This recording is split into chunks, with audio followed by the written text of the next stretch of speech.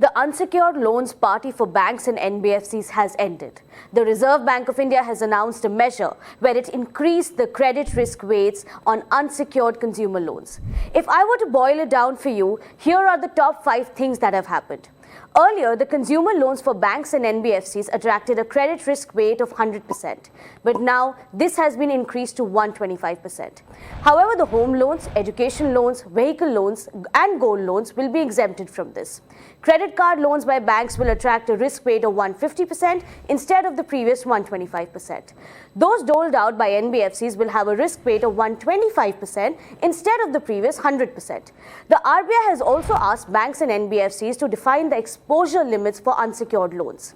These limits will not only be at the segment level but also at the sub-segment level.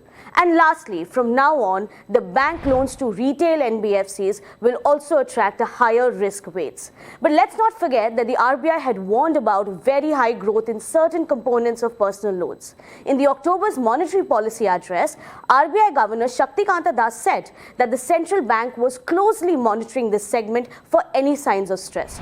Certain components of personal loans are, however, recording very high growth. These are being closely monitored by the Reserve Bank for any signs of incipient stress.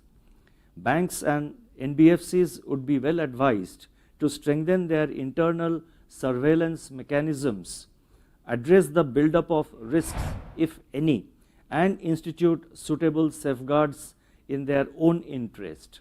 The need of the hour is robust risk management and stronger underwriting standards.